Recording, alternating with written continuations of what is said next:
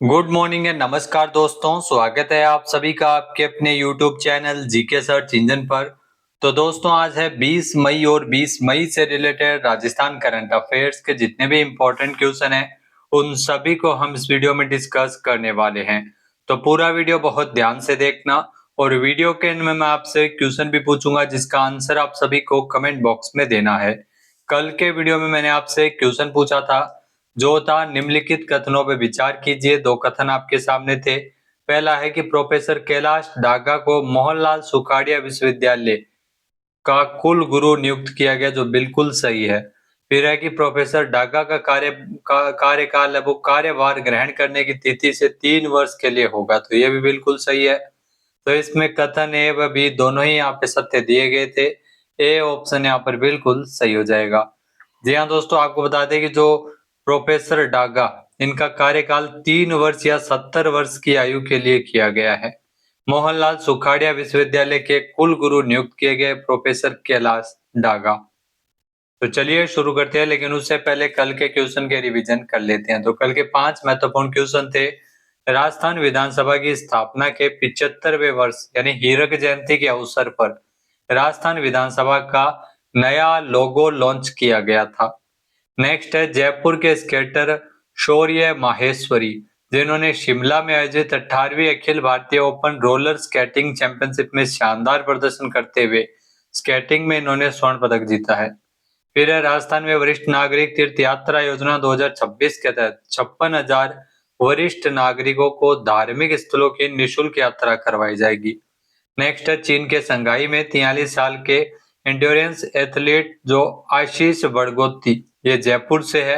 इन्होंने आयरनमैन 70.3 प्रतियोगिता का सफलतापूर्वक खिताब जीता है।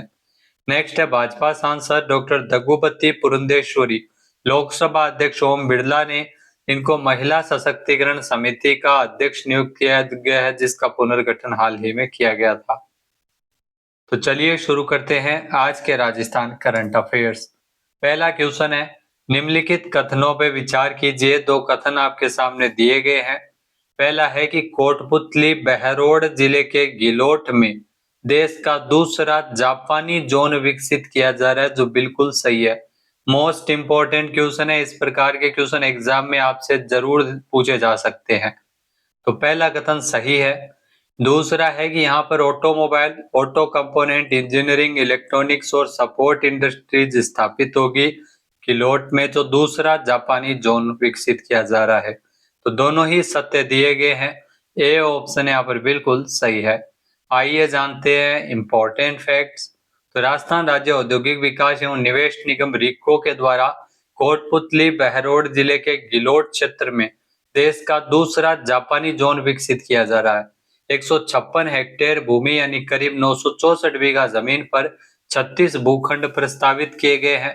इसमें से 2 प्लॉट जापानी कंपनियों को आवंटित किए गए थे। यहाँ automobile, auto component engineering, electronics, support industries स्थापित होगी।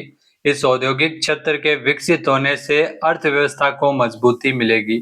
दिल्ली जयपुर हाईवे और फ्रेट कॉरिडोर के नजदीक होने के कारण गिलोट क्षेत्र की जो लोकेशन है वो उद्योगों के लिए बेहद उपयुक्त मानी जाती है।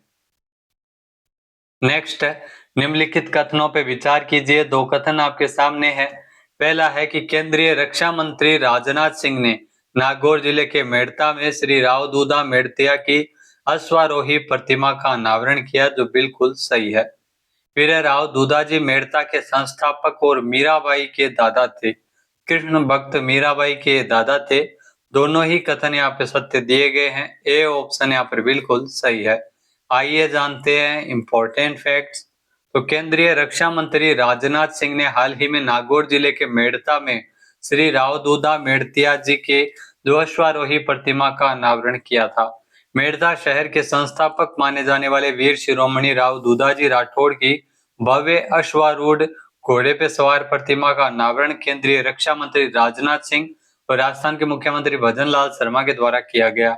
राव दूधाजी मीराबाई के दादा थे और मेड़ता के संस्थापक राव जोधा के पुत्र और प्रसिद्ध राठौड़ शासक थे।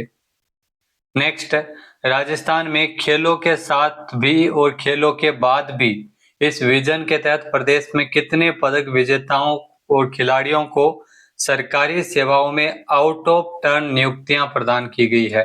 तो इसमें 186 खिलाड़ियों को नियुक्तियां प्रदान की गई है। ए ऑप्शन यहाँ पर बिल्कुल सही है। आइए जानते हैं इम्पोर्टेंट फैक्ट्स।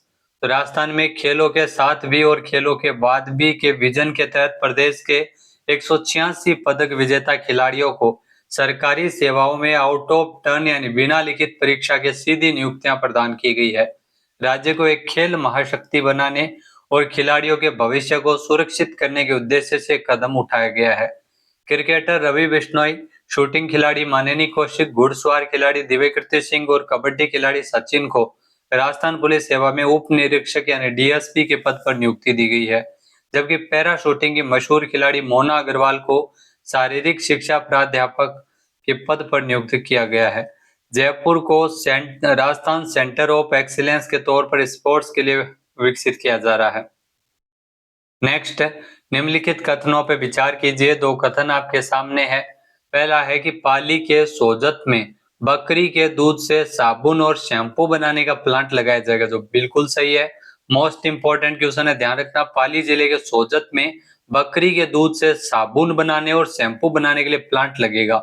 यह प्लांट डॉक्टर श्यामा प्रसाद मुखर्जी जिला उत्थान कार्यक्रम के तहत राजीविका की ओर से लगाया जा रहा है, तो यह भी बिल्कुल सही है। कथन 1 व 2 दोनों ही यहाँ पे सत्य दिए गए हैं। सी ऑप्शन यहाँ पर बिल्कुल सही हो जाएगा। आइए जानते हैं इम्पोर्टेंट फैक्ट्स। तो महिलाओं को आत्मनिर्भर बनाने और स्थानीय संसाधनों पर आधारित उद्योग को बढ़ावा देने के लिए सोजत में बकरी के दूध से साबुन और शैम्पू बनाने का प्लांट लगाया जाएगा।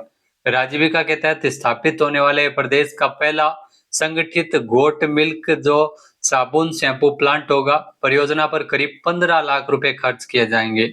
यह प्लांट डॉक्टर श्यामा प्रसाद मुखर्जी जिला उत्थान कार्यक्रम के तहत राजस्थान ग्रामीण आजीविका विकास परिषद यानी राजीविका की ओर से लगाया जाएगा। साथ ही साथ सोजत नगर पालिका के जो सामुदायिक भवन में स्थापित होने वाली इस इकाई से तकरीबन 1000 ग्रामीण परिवारों को जोड़ा जाएगा। प्रोडक्ट में सोजत की हैदराबादी नस्ल की बकरियों का दूध का उपयोग लिया जा सकेगा। नेक्स्ट है, राजस्थान सरकार के द्वारा ड्यूल सोर्स से अनवरत पावर सप्लाई प्राप्त करने वाला राज्य का पहला डेटा सेंटर कहां स्थापित किया गया? जयपुर में इसकी स्थापना की गई है। सी ऑप्शन यहाँ पर बिल्कुल सही है। आइए जानते हैं इम्पोर्टेंट फैक्ट्स।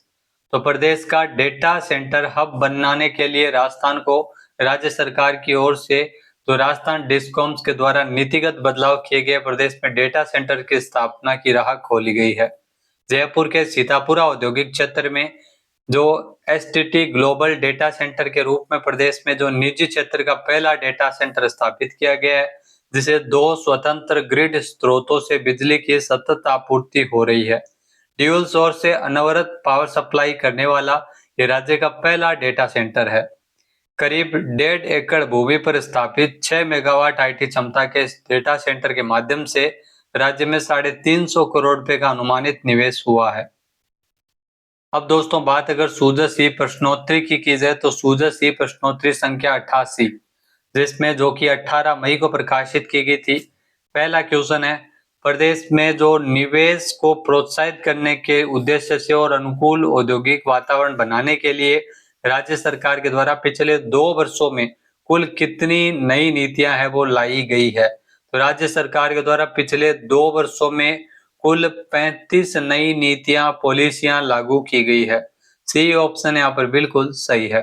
नेक्स्ट है, प्रमुख विकास परियोजनाओं की जो नियमित समीक्षा और त्वरित समाधान के लिए शुरू की गई अभिनव पहल राज्य उन्नति का पूरा नाम क्या है?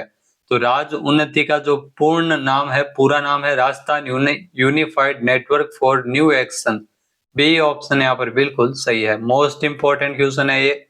नेक्स्ट है, राजस्थान में स्टार्टअप संस्कृति को नई पहचान देने वाला और युवाओं को रोजगार से जोड़ने वाला आई स्टार्ट कार्यक्रम किस विभाग के द्वारा संचालित किया जा रहा है?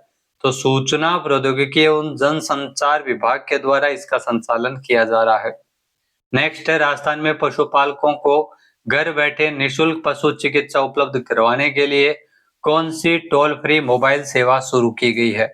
तो इसके लिए 1962 1962 टोल फ्री मोबाइल सेवा शुरू की गई है।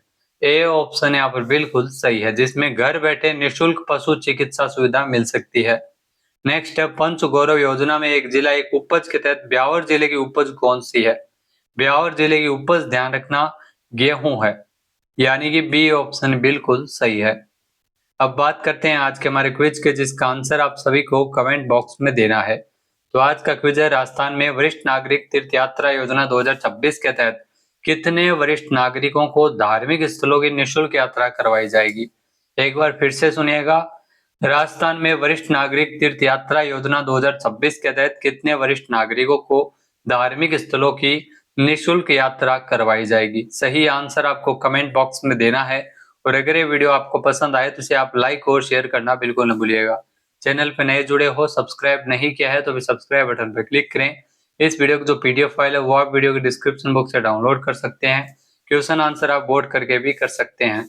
वीडियो देखने के लिए धन्यवाद। जय हिंद, जय भारत, जय राजस्थान।